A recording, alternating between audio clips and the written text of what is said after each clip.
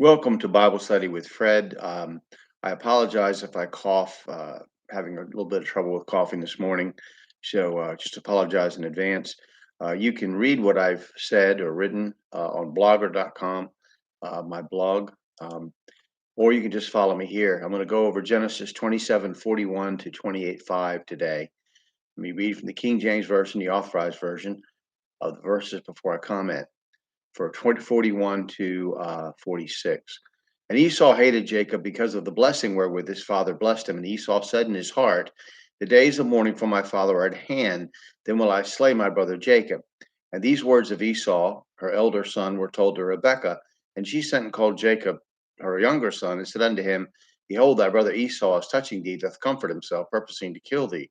Now therefore, my son, obey my voice and arise. Flee thou to Laban, my brother, to Haran, and tarry with him a few days, until thy brother's fury turn away, until thy brother's anger turn away from thee, and he forget that which thou hast done to him. Then will I send and fetch thee from thence. Why should I be deprived also of you both in one day? And Rebekah said to Isaac, I am weary of my life because of the daughters of Heth. If Jacob take a wife of the daughters of Heth, such as these which are of the daughters of the land, what good shall my life do me? At this point, Esau planned on killing Jacob once their father had died. Someone, perhaps a servant or even Esau himself, told Rebekah, who told Jacob. She didn't. She told him to run away to his uncle Laban. A few days clearly means just a period of time until Esau's heat of anger dies down. In fact, Esau will not be filled with full of rage at Jacob when they meet again. God did not permit Esau's wrath to fester and turn into a quest for revenge. Rebekah promises to call Jacob from his exile, and she tells Isaac that she wants Jacob to leave lest he too take Hittite wives. Proverbs 16:7. Just remember, when a man's ways please the Lord, he maketh even his enemies to be at peace with him, which is what happens with Esau later. Anyway, Genesis 28:5 or 28:1 to 5.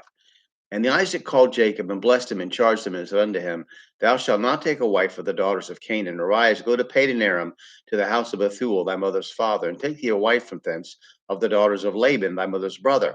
And God Almighty bless thee and make thee fruitful and multiply thee, that thou mayest be a multitude of people, and give thee the blessing of Abraham to thee and to thy seed with thee, that thou mayest inherit the land wherein thou art a stranger, which God gave unto Abraham.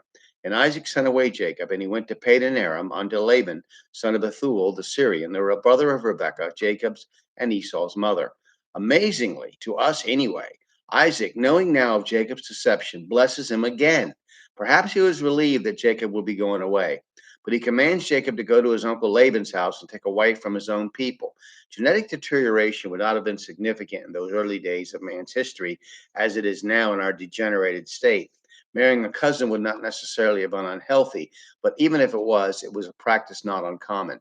Isaac blesses Jacob in that he may be multiplied, and a great many people will come from him. Remember the blessing Rebekah received? Genesis 24:60. And they blessed Rebekah and said unto her, Thou art our sister, be thou the mother of thousands of millions, and let thy seed possess the gate of those which hate them. Isaac passed on the blessing given by God to Abraham regarding the land grant and to his posterity. Clearly, Jacob did not physically receive this inheritance, but it is for his posterity. Many prophecies in the Bible are for a future time, not the time in which they are given, although there's always an immediate context, as in the giving of this blessing, and then there is a future fulfillment often. Um, and this is often in the Bible, although we sometimes make it um, beyond the Bible when the Bible's talking about. But Hebrews 11:8 to 13. By faith, Abraham, when he was called to go out into a place which he should after receive for an inheritance, obeyed, and he went out, not knowing whither he went.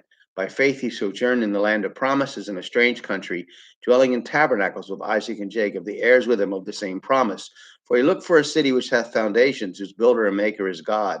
Through faith also Sarah herself received strength, excuse me, to conceive seed, and was delivered of a child when she was past age, because she judged him faithful who had promised. Therefore sprang there even of one, and him as good as dead, as many as the stars of the sky in multitude, and as the sand which is by the seashore innumerable. Though these all died in faith, not having received the promises, but having seen them afar off, and were persuaded of them, and embraced them, and confessed that they were strangers and pilgrims on the earth.